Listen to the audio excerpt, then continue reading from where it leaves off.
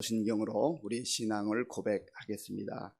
나는 전능하신 아버지 하나님 천지의 창조주를 믿습니다. 나는 그의 유일하신 아들 우리 주 예수 그리스도를 믿습니다. 그는 성령으로 잉태되어 동정녀 마리아에게서 나시고 본디오 빌라도에게 고난을 받아 십자가에 못 박혀 죽으시고 장사된 지 사흘 만에 죽은 자 가운데서 다시 살아나셨으며 하늘에 오르시어 전능하신 아버지 하나님 우편에 앉아 계시다가 거기로부터 살아있는 자와 죽은 자를 심판하러 오십니다. 나는 성령을 믿으며 거룩한 공교회와 성도의 교제와 죄를 용서받는 것과 몸의 부활과 영생을 믿습니다. 아멘. 하나님께서 오늘 우리에게 주시는 말씀은 사사기 19장 말씀입니다. 구약 성경 393쪽 사사기 19장 말씀을 교독하겠습니다. 이스라엘의 왕이 없을 그때에 에브라임 산지 구석에 거류하는 어떤 레위 사람이 유다 베들레헴에서 첩을 맞이하였더니 그 첩이 행음하고 남편을 떠나 유다 베들레헴 그의 아버지의 집에 돌아가서 거기서 넉 달 동안을 지내매 그의 남편이 그 여자에게 다정하게 말하고 그를 데려오고자 하여 하인 한 사람과 나귀 2마리를 데리고 그에게로 가매 여자가 그를 인도하여 아버지의 집에 들어가니 그 여자의 아버지가 그를 보고 기뻐하니라. 그의 장인 곧 그 여자의 아버지가 그를 머물게 하매 그가 3일 동안 그와 함께 머물며 먹고 마시며 거기서 유숙하다가 넷째 날 아침에 일찍이 일어나 떠나고자 하매 그 여자의 아버지가 그의 사위에게 이르되 떡을 조금 먹고 그대의 기력을 돋운 후에 그대의 길을 가라 하니라. 두 사람이 앉아서 함께 먹고 마시매 그 여자의 아버지가 그 사람에게 이르되 청하노니 이 밤을 여기서 유숙하여 그대의 마음을 즐겁게 하라 하니 그 사람이 일어나서 가고자 하되 그의 장인의 간청으로 거기서 다시 유숙하더니 5째 날 아침에 일찍이 일어나 떠나고자 하매 그 여자의 아버지가 이르되 청하노니 그대의 기력을 돋우고 해가 기울도록 머물라 하므로 두 사람이 함께 먹고 그 사람이 첩과 하인과 더불어 일어나 떠나고자 하매 그의 장인 곧 그 여자의 아버지가 그에게 이르되 보라 이제 날이 저물어 가니 청하건대 이 밤도 유숙하라. 보라 해가 기울었느니라. 그대는 여기서 유숙하여 그대의 마음을 즐겁게 하고 내일 일찍이 그대의 길을 가서 그대의 집으로 돌아가라 하니 그 사람이 다시 밤을 지내고자 하지 아니하여 일어나서 떠나 여부스 맞은편에 이르렀으니 여부스는 곧 예루살렘이라. 안장 지운 나귀 2마리와 첩이 그와 함께 하였더라. 그들이 여부스에 가까이 갔을 때에 해가 지려 하는지라.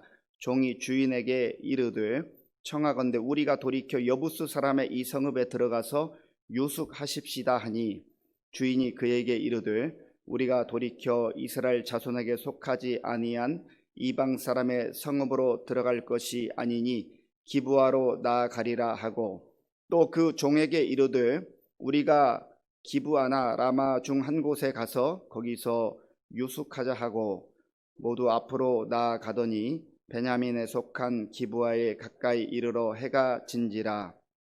기브아에 가서 유숙하려고 그리로 돌아 들어가서 성읍 넓은 거리에 앉아 있으나 그를 집으로 영접하여 유숙하게 하는 자가 없었더라. 저녁 때에 한 노인이 밭에서 일하다가 돌아오니 그 사람은 본래 에브라임 산지 사람으로서 기브아에 거류하는 자요 그곳 사람들은 베냐민 자손이더라. 노인이 눈을 들어 성읍 넓은 거리에 나그네가 있는 것을 본지라. 노인이 묻되 그대는 어디로 가며 어디서 왔느냐 하니 그가 그에게 이르되 우리는 유다 베들레헴에서 에브라임 산지 구석으로 가나이다. 나는 그곳 사람으로서 유다 베들레헴에 갔다가 이제 여호와의 집으로 가는 중인데 나를 자기 집으로 영접하는 사람이 없나이다. 우리에게는 나귀들에게 먹일 집과 여물이 있고 나와 당신의 여종과 당신의 종인 우리들과 함께 한 청년에게 먹을 양식과 포도주가 있어 무엇이든지 부족함이 없나이다 하는지라. 그 노인이 이르되 그대는 안심하라. 그대의 쓸 것은 모두 내가 담당할 것이니 거리에서는 유숙하지 말라 하고 그를 데리고 자기 집에 들어가서 나귀에게 먹이니 그들이 발을 씻고 먹고 마시니라. 그들이 마음을 즐겁게 할 때에 그 성읍의 불량배들이 그 집을 에워싸고 문을 두들기며 집주인 노인에게 말하여 이르되 네 집에 들어온 사람을 끌어내라. 우리가 그와 관계하리라 하니 집주인 그 사람이 그들에게로 나와서 이르되 아니라 내 형제들아 청하노니 이 같은 악행을 저지르지 말라. 이 사람이 내 집에 들어왔으니 이런 망령된 일을 행하지 말라. 보라, 여기 내 처녀 딸과 이 사람의 첩이 있은즉 내가 그들을 끌어내리니 너희가 그들을 욕보이든지 너희 눈에 좋은 대로 행하되 오직 이 사람에게는 이런 망령된 일을 행하지 말라 하나 무리가 듣지 아니하므로 그 사람이 자기 첩을 붙잡아 그들에게 밖으로 끌어내매 그들이 그 여자와 관계하였고 밤새도록 그 여자를 능욕하다가 새벽 미명에 놓은지라. 동틀 때에 여인이 자기의 주인이 있는 그 사람의 집문에 이르러 엎드러져 밟기까지 거기 엎드러져 있더라. 그의 주인이 일찍 일어나 집문을 열고 떠나고자 하더니 그 여인이 집문에 엎드러져 있고 그의 두 손이 문 지방에 있는 것을 보고 그에게 이르되 일어나라, 우리가 떠나가자 하나 아무 대답이 없는지라.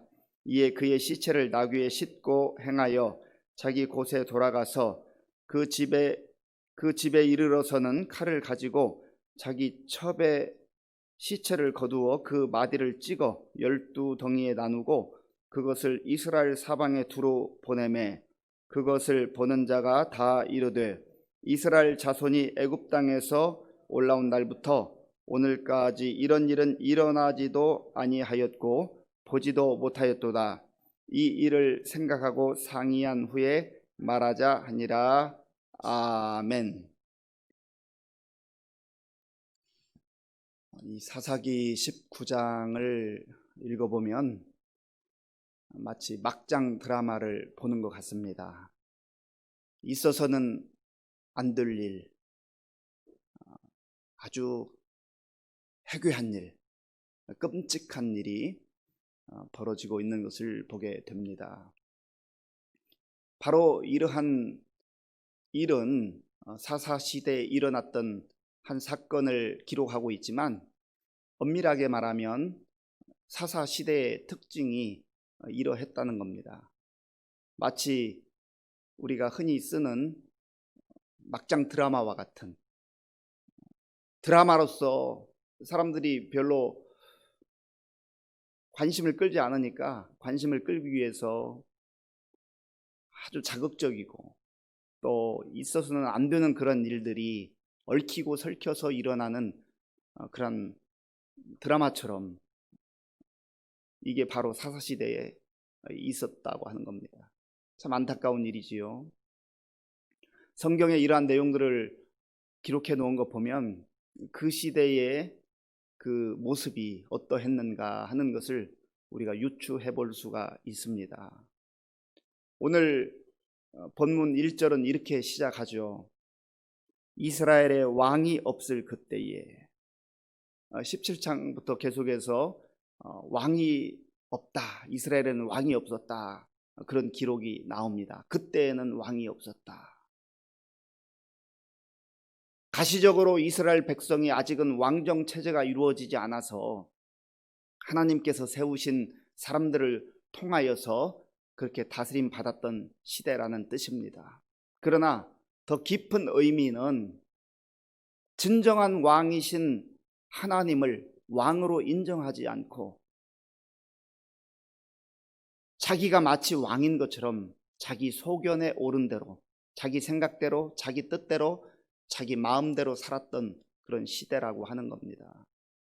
우리가 오늘날 이 땅을 살면서도 너무나 많은 사람들이 왕이신 하나님을 저버리고 하나님과 관계없이, 하나님 뜻과는 관계없이 자기 눈에 좋은 대로, 자기 생각에 좋다고 생각되는 대로 그렇게 자기 기준에 따라서 살아가는 사람이 너무 많다고 하는 것입니다. 이것은 비단 하나님을 알지 못하는 그러한 사람들만 말하는 것이 아니라 하나님을 아버지라 섬기고 하나님을 창조주라고 고백하는 사람들 가운데서도 나타나는 현상이라고 하는 것이죠. 왜냐하면 이 당시 이스라엘 백성들은 하나님으로부터 택함을 받은 선민이라고 하는 그런 선민 사상이 있었습니다. 그럼에도 불구하고 그들의 삶의 내용은 전혀 택함받은 백성답지 못하게 세상 사람들처럼, 아니 오히려 세상 사람들보다 더 한 발짝 나아가서 영적으로 타락하고 무질서하고 도덕적으로 다 무너진 그러한 시대의 모습을 우리에게 보여준다고 하는 겁니다. 우리 1절 말씀을 한 번 더 읽겠습니다. 1절입니다.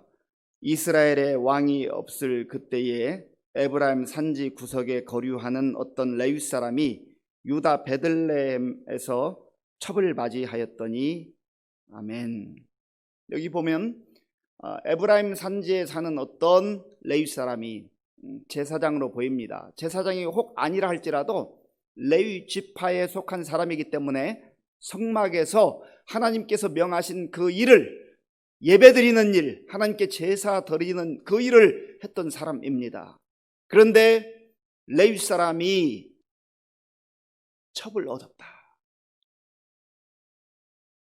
우리는 이미 기드온 때에도 기드온이 하나님의 부름을 받고 사사로서 많은 활동을 했지만, 그러나 그의 인생 말년에 첩을 얻어서 아비멜렉이라고 하는 그러한 아들을 낳았고, 그 아비멜렉이 이복 형제들 69명을 다 몰살시키는 그러한 비극을 보기도 했었습니다. 사사도 첩을 얻고 제사장도 첩을 얻고 가정이 무너지고 신앙이 무너지고 도덕이 무너지고 영적 질서가 무너지고 모든 게 다 무너지는 그런 시대, 사사시대가 그런 시대였다고 하는 겁니다. 참혹한 시대죠. 오늘 이 시대를 사는 우리도 이와 흡사한 일들을 많이 보기도 하고 듣기도 합니다. 얼마나 영적으로 무너져가는 그런 세대 속에 살아가고 있는지 모릅니다. 누구도 자신할 수가 없어요. 누구도 자신해서도 안 됩니다. 얼마나 많은 이러한 하나님 앞에서 있어서는 안 될 일들이 우리 가까이에서도 수도 없이 일어나고 온 세상을 떠들썩하게 하는 일들이 부지기수로 많지 않습니까? 이것은 바로 이 시대의 영적 그 수준, 영적 현상을 그대로 고스란히 우리에게 보여주고 있습니다. 그 다음에 2절을 보세요. 2절을 제가 읽겠습니다. 그 첩이 행음하고 남편을 떠나 유다 베들레헴 그의 아버지의 집에 돌아가서 거기서 넉 달 동안을 지내매. 이제는 그 첩이 또 행음을 했다고 합니다. 여기서 행음했다고 하는 것은 원어 성경에 의하면 그저 일회적 실수가 아니라 지속적이고 반복적인 그러한 성적인 행음이 있었다라고 하는 것을 알 수가 있습니다. 그러니 레위인은 제사장으로서 해서는 안 될 첩을 얻는가 하면 그 첩은 또 세상에 나가서 행음하는 이러한 참, 이거 뭐라고 표현을 해야 됩니까? 천지가 진동할 그러한 일들이 벌어지는 거 아니겠습니까?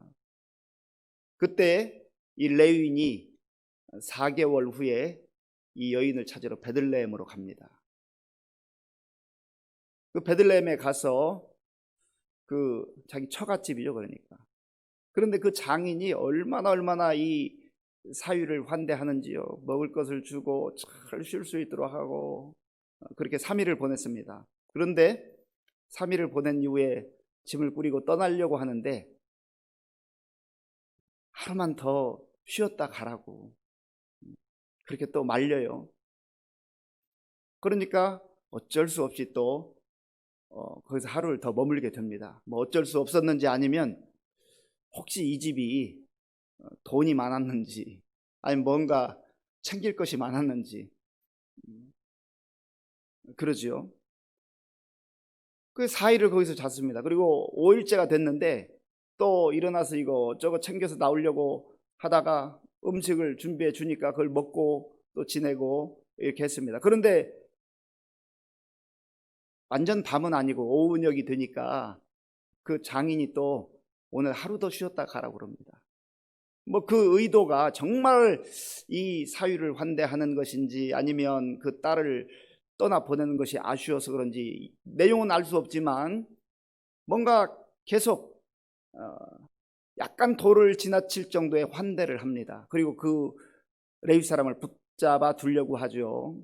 그런데 레위기에 의하면 이 레위인은 특별히 제사장은 이 부정한 여인과 관계를 하면 안 됩니다. 그러니까 이렇게 첩이 행음을 했을 때는 원래 율법에 의하면 돌로 쳐서 죽이는 것이 하나님의 법도예요. 그런데 이 여인을 사랑했는지 연모했는지 뭐 이유는 잘 알지 못하지만 어쨌든 말씀도 무시하고 자기 감정대로 자기 생각대로 그곳에 가서 이렇게 데려오고 있는 그런 현실을 보게 되는 거죠. 그래서 이제 5일째 되는 그날 그 장인이 그렇게 붙들매도 불구하고 이제는 가야 되겠다 해서 길을 나서게 됩니다. 사실 이 베들레헴에서부터 에브라임까지는 한 반나절 정도 걸리는 그러한 길이라고 합니다. 반나절 빨리 걸으면 한 35km에서 40km 이 정도 되니까요. 그런데 아마 오후 좀 지나서 이제 출발을 했던 것 같습니다. 성경학자들은 이 제사장이 아마도 안식일을 준비하기 위해서 어쩔 수 없이 이제는 시간에 쫓기기 때문에 가야만 하지 않았을까 그렇게 추정을 하기도 합니다. 어쨌든 아직까지 종교적 모양은 남아 있어요. 자기가 안식일에 그래도 제사장이니까 뭔가 해야 된다는 그런 외형적 그런 종교심은 있지만 그러나 그의 삶의 내용을 보면 전혀 하나님의 말씀과는 동떨어진 그러한 모습을 보이고 있다고 하는 것이죠. 그래서 길을 가는데 베들레헴에서 예루살렘을 지나가게 되었습니다. 여부스라고 이름하는 예루살렘. 여부스라고 하는 것은 그 당시 가나안 족속 중에 여부스 족속이 거기에 살고 있었기 때문에 여부스 성읍이라고 했습니다. 이 성읍의 사람들은 견고했는지 사무엘 하에 보면 다윗 시대에 가서야 이 여부스 성읍을 예루살렘을 완전히 다윗이 점령을 하고 그래서 나중에는 다윗성이라고 그렇게 일컬음을 받기도 합니다.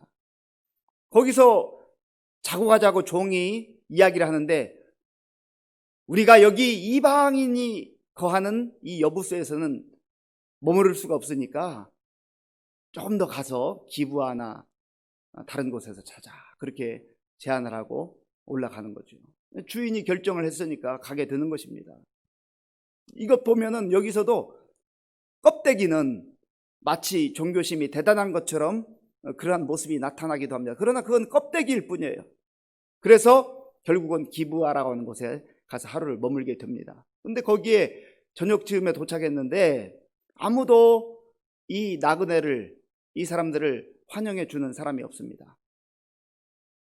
이 레위인 그리고 그의 첩 또 종 한 명 나귀 두 마리 그리고 뭐 약간의 짐들 그냥 봐도 나그네인 거 낯선 사람인 거 알지만 아무도 기브아에서 이 사람들을 환영해 주지 않아요. 받아주지 않아요.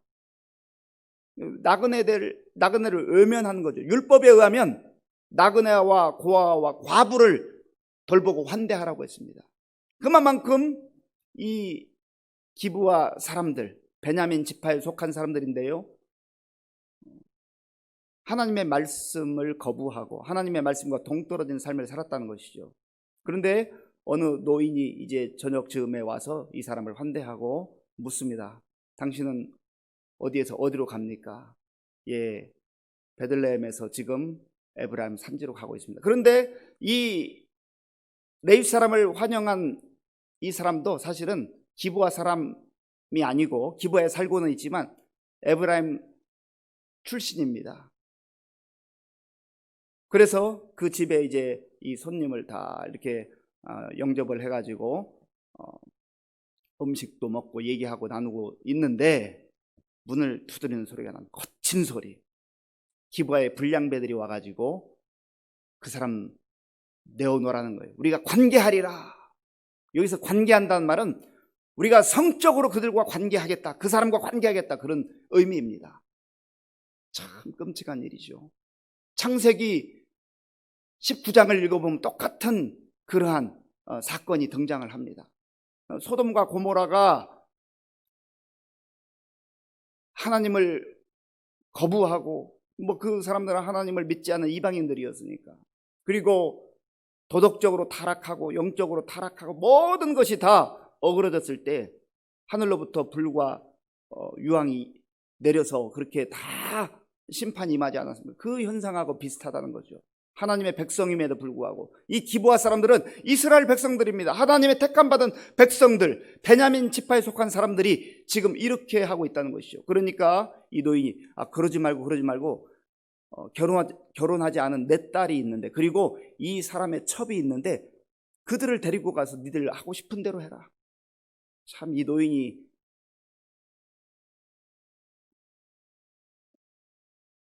하지 않아야 될 말을 하는 거죠. 이 당시에는 여성의 인권을 무시하고 여성을 그냥 자기 딸임에도 불구하고 그러한 참 안타까운 시대였습니다. 옥신각신하다가 결국은요 이 레위 사람이 자기 첩을 내줍니다. 그러니까 이 불량배들이 그 여인을 데려와서 밤새도록 능욕을 했는데 아침에 이제 길을 떠나려고 이 레위 사람이 나와 보니까 문 앞에 그 여인이 있는데 보니까 죽었어요. 정말 사랑했다면 그게 가능한 일입니다. 남편으로서, 그리고 한 남자로서, 그리고 레위인으로서, 제사장으로서 해서는 안 될 일을 행하고 있는 것이죠. 그리고 이 레위인은 이 첩의 그 시신을 가지고 고향에 돌아가서는 정말 엽기적인 사건을 벌입니다. 이 시신을 12토막을 내요. 그래가지고는 이스라엘 12지파에게 다 보냅니다. 이것이 바로 오늘 19장에 나타난 참 막장 드라마의 그런 모습입니다. 19장을 읽으면 마음이 너무나 아프고 슬프고 답답합니다. 그런데 이 19장을 통하여서 오늘 우리 시대의 현실을 하나님께서는 보라고 말씀하십니다. 얼마나 큰 차이가 있을까? 이때는 정말로 타락했고 영적으로 무너진 시대이고 오늘날은 제법 괜찮은가? 그렇다고 말할 수 있을까요? 저와 여러분들이 오늘 이 말씀을 통하여서 이 시대의 이 모습을 왜 하나님께서 우리에게 성경을 통해서 보여주실까? 오늘 우리가 이 시대를 사는데 어떤 마음으로, 어떤 시각으로 살아가기를 원하실까? 영적으로 무너진 것을 다시 한번 다잡고 하나님 앞에서 거룩한 백성으로, 경건한 백성으로 세상에 빛을 발하며 소금의 사명을 감당하는 그런 참 그리스도인들로서 살아가는 저와 여러분들이 될 수 있기를 바랍니다. 기도하겠습니다. 아버지 하나님, 참 마음이 답답합니다. 괴롭습니다. 사사기 19장을 읽고 묵상하면서 오늘 나 자신을 보게 하시고 이 시대를 보게 하시며 하나님 앞에서 다시금 정신 바짝 차리고 일어나서 거룩한 백성들로 살아가는 우리 모두가 되게 하여 주시옵소서. 예수님의 이름으로 기도하옵나이다. 아멘. 주기도문으로 예배를 마치겠습니다. 하늘에 계신 우리 아버지, 아버지의 이름을 거룩하게 하시며 아버지의 나라가 오게 하시며 아버지의 뜻이 하늘에서와 같이 땅에서도 이루어지게 하소서. 오늘 우리에게 일용할 양식을 주시고 우리가 우리에게 잘못한 사람을 용서하여 준 것 같이 우리 죄를 용서하여 주시고 우리를 시험에 빠지지 않게 하시고 악에서 구하소서. 나라와 권능과 영광이 영원히 아버지의 것입니다. 아멘.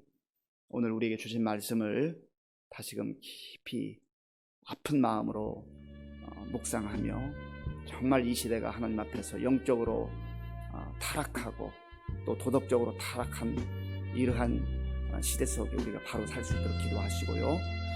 또 나라와 민족을 위해서 기도하시고 우리 교회와 성도님들 위해서 기도해 주시는데 우리 김상섭 장로님 아직도 통증이 심합니다. 위해서 기도해 주시고 어제 우리 서경석 집사님 위해서 기도해 주셨는데 참으로 수술 잘 되었고요. 사실 악성 종양이지 않을까 많은 걱정도 했었는데 이제 염증만 있다고 해서 너무나 감사합니다. 잘 회복될 수 있도록 위해서 기도해 주시기 바랍니다. 또 우리 각 가정을 위해서 기도하겠습니다. 하나님 아버지 감사합니다. 오늘 이 새벽에 사랑하는 주의 자녀들을 또 잠잠을 깨워주시고 하나님 앞에 나와서 첫 시간 예배드리게 하시고 말씀 듣고 시작하게 하시니 감사합니다. 아버지 하나님, 사사기 19장을 통하여서 우리가 사사시대의 영적 상황들을 볼 때에 너무나도 참담하고 너무나도 가슴이 답답한 그러한 생각을 갖게 됩니다. 아버지 하나님, 참으로 어찌하여 이러한 시대가 되었는지요. 하나님을 떠나 세상에 쾌락을 추구하며 왕이신 하나님을 무시하고 자기 자신들이 왕이 되어서 자기 생각대로 자기 멋대로 살다가 이러한 참으로 너무나도 어처구니 없는 그러한 시대로 빠져들고 말았습니다. 하나님 아버지여, 오늘 우리가 이 시대를 볼 때에 아버지 하나님, 참으로 우리 시대 속에도 이러한 모습이 없다고 말할 수가 없습니다. 하나님 아버지, 우리가 다시금 말씀 앞에서 겸손하게 우리 자신의 모습을 보게 하시고 이 시대를 보게 하시며 하나님 앞에 거룩한 백성으로 설 수 있도록 은혜를 베풀어 주시옵소서. 하나님 아버지, 우리가 이 땅을 정말로 바라보며 탄식만 할 것이 아니라 이 시대를 비추는 빛의 사명을 감당하게 하시고 세상이 부패하는 것 막아서는 소금의 역할을 온전히 감당하는 우리 모든 성도들 다 될 수 있도록 은혜를 베풀어 주시옵소서.